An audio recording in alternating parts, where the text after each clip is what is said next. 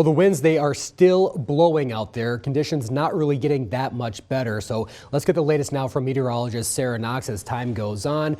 And the sun is down, so it could possibly make driving even more hazardous. Absolutely, Tyler. That's exactly it. Now that the sun has set, things could get a little tricky, and they're already quite tricky. As we've seen, visibility has been rough, especially outside of cities.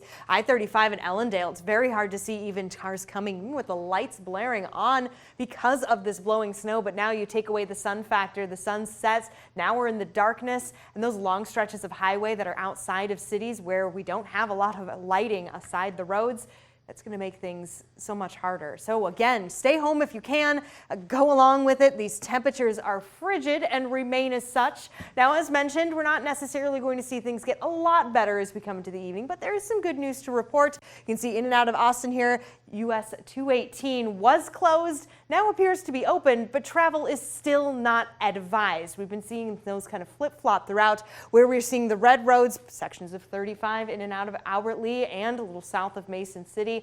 That means that these roads are closed. They are impassable. Do not drive on them because you can't. Again, the purple, travel not advised. A lot of us have been dealing with the blue here. That indicates where partially covered roads are being reported. And again, partially covered by the blowing snow and some patches of ice.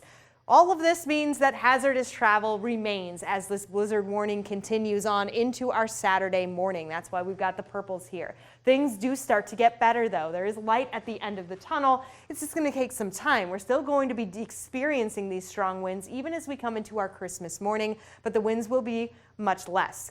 That being said, we can go into the green. Keep in mind there's still going to be some cleanup going on here, but unfortunately we go back into the iffy side, perhaps even the bad side in some spots Sunday evening, Christmas evening, because there is snow in the forecast. Another 1 to 2, maybe 3 inches of snowfall to be exact. Now, satellite and radar here not picking up on any of that snow. Of course not. We're actually on the clearer side when it comes to any clouds in the sky. It's why we got to enjoy the sunshine. But here we move over to the GOES 16 satellite. We'll let it re-loop. This is the last 6 hours because we need some of that light to show that reflectivity. Look at these streams of snow. This is what's happening on the surface. And let me tell you, some of the snow could have come from miles and miles away because of these strong winds all the way up from the Dakotas blowing it in. That's what we've been dealing with. So a ground blizzard is what this is called. That's why the blizzard warning staying in effect all the way until 6 a.m. tomorrow morning. And even then, after that, we'll still experience a few gusts here or there, and blowing snow is still going to be an issue. Now, happy to say that things have changed in Wisconsin. We've seen a downgrade from a winter storm warning and a blizzard warning, now a winter weather advisory. That being said, it still means travel is impacted.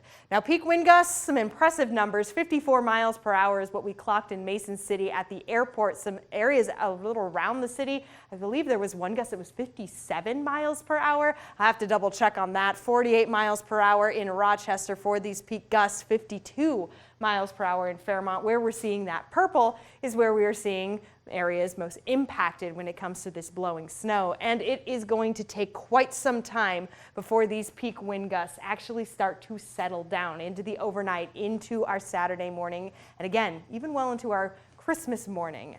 And the current temperatures definitely not helping the case because the wind chills remain so frigid, so cold between that 20 below and 40 below mark. Sky Tracker 3, not much to really see here, perhaps just that blowing snow and maybe a few clouds here or there. And here on the 7-day forecast for the weekend is always in view. There is an end in sight, but again, I want to point out that we do have that snow chance as we go into our Sunday evening. Again, evening, we'll get to start with some sun. Thank goodness we're going to be warming up next week. Tyler. All right.